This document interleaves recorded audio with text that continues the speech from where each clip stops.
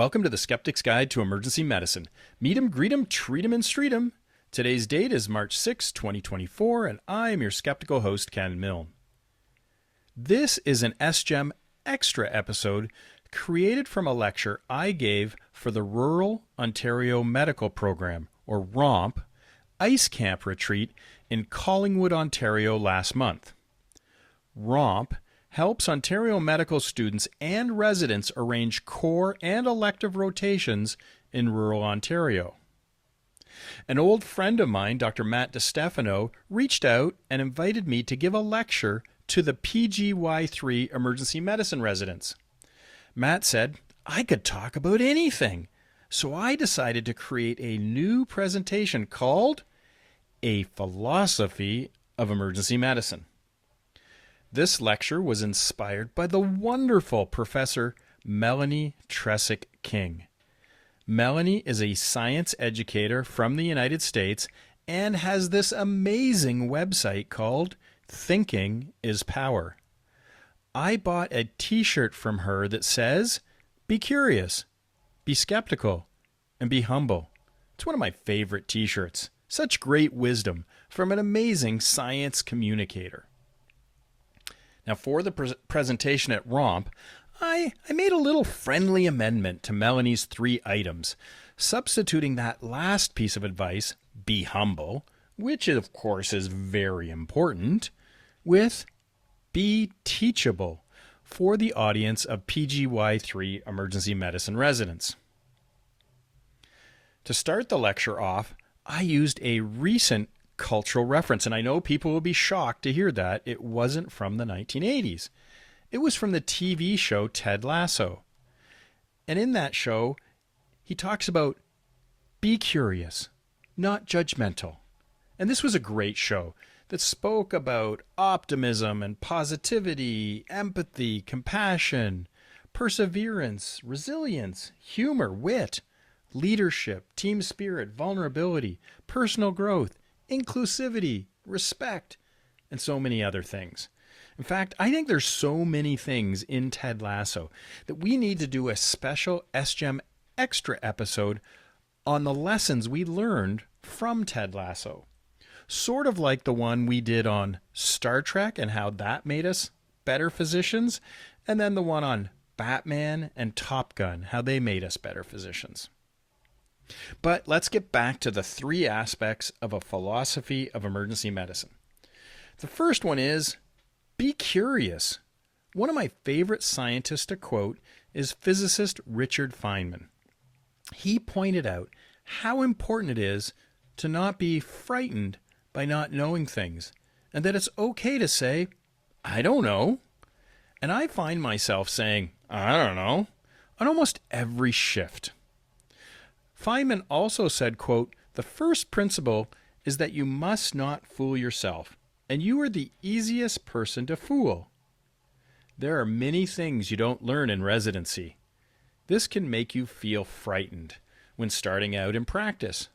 My advice would be to turn that fear, that anxiety you're feeling, into curiosity. You can't know everything, and it's more important to learn when to be worried and when not to be worried. Not every problem needs to be solved or resolved in the emergency department. Also, don't fool yourself into thinking you know the answer. It's more intellectually honest to admit you don't know something.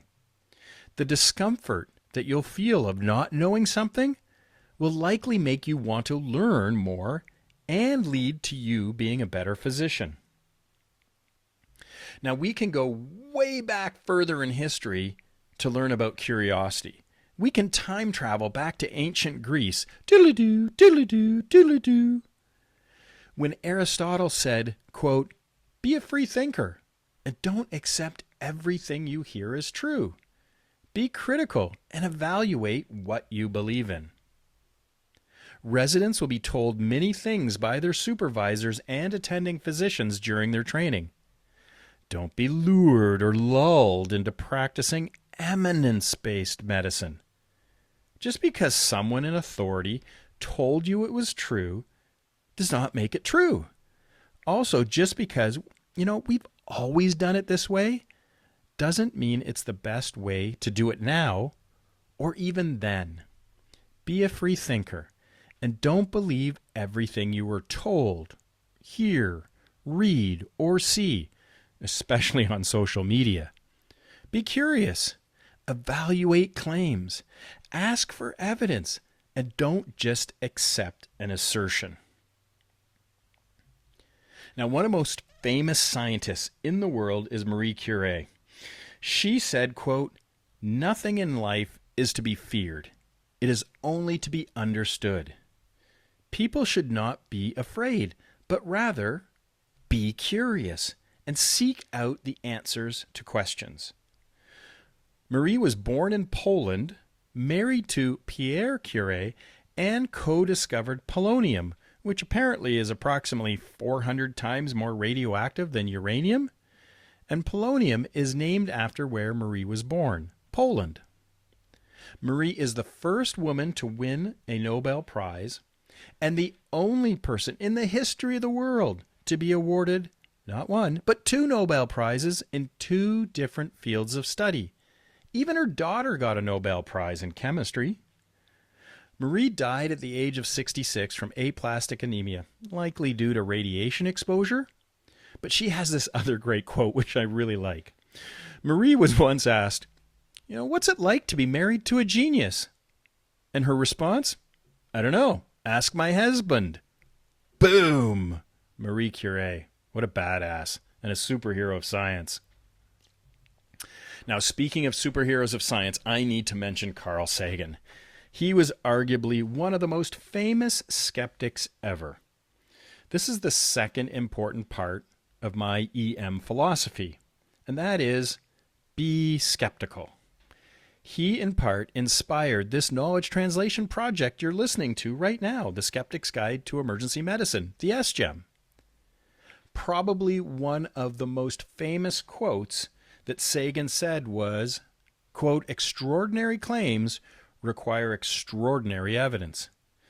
This means that the level of evidence sufficient to warrant acceptance of the claim should be proportional to the claim being made. Now, the example Carl Sagan gave was to compare the claim of having a puppy versus a fire-breathing dragon. Now, people who follow me on social media know that we have 2 dogs. There's Loki, the dog of mischief, and Gizmo. Don't get her wet, don't feed her after midnight. Most people will not need much evidence that the claim about having a dog is true. However, they should be more skeptical and demand more evidence to accept the claim that I have a fire-breathing dragon. Someone else who encouraged skepticism was Walter Gilbert. He was an American biochemist, physicist, molecular biology pioneer, and a Nobel laureate. He encouraged scientific skepticism and for people to think for themselves when he said, quote, "The virtues of science are skepticism and independence of thought." I think the training of residents should be more focused on how to think and less on what to think. Facts and information are important, but you need to have a system or a process of evaluating the facts and information, a reliable methodology for determining what is true. We should all be curious, of course, but we should also be skeptical, question the status quo, and ask, why do we do it this way? What's the evidence that supports this clinical practice? And consider whether the arguments are logical and not fallacious.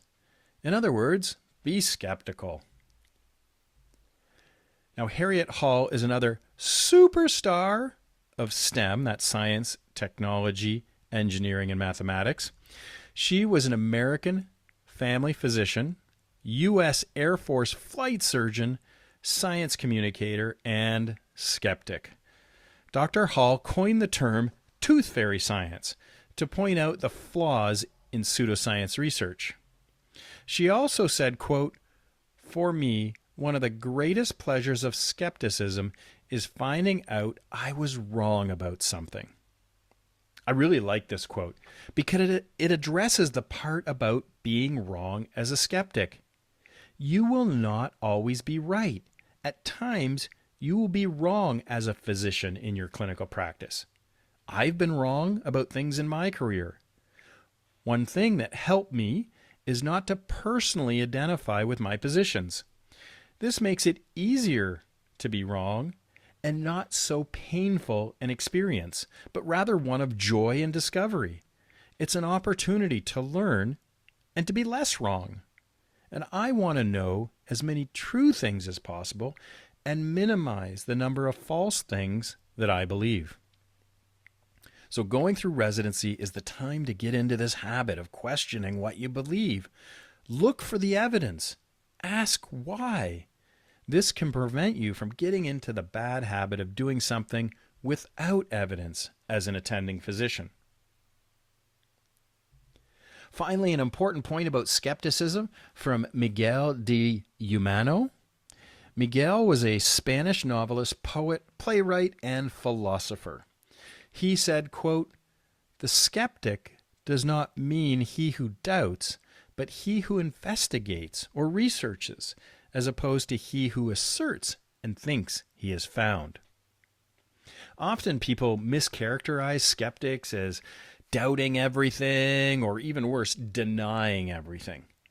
This is not what scientific skepticism means. What it means is not accepting a claim until there is sufficient evidence supported by logical arguments. Everyone will have different levels of evidence that they will consider sufficient to warrant belief depending on the claim that's being made. And this gets back to that Carl Sagan quote at the beginning about proportionality, that extraordinary claims require extraordinary evidence. The third philosophical point I wanted to make about emergency medicine was to encourage you to be teachable. This does not just apply to when you're a resident, but also when you become an attending physician. You will not always be right, and it's okay to be wrong. What it's not okay is to continue being wrong. The right answer can come from patients, nurses, other physicians, PTs, RTs, PAs, NPs, lab techs, DI, everything. There's so much to learn from others if you actively listen and create an environment of discovery. I am much less interested in who is saying something and more interested in the verifiable evidence a person has to support their position. So, be teachable. Carol Tarvis is an American social psychologist and feminist. Carol pointed out that we can get defensive when our positions are challenged rather than considering the evidence objectively. We will often double down and rationalize why we are right and the other person is wrong. She said, quote, "Most people, when directly confronted by evidence that they are wrong, do not change their point of view or course of action, but justify it even more tenaciously." I see this often. You'll see people put up a straw man argument to the other person's position to make it easier to knock down. This is an informal logical fallacy.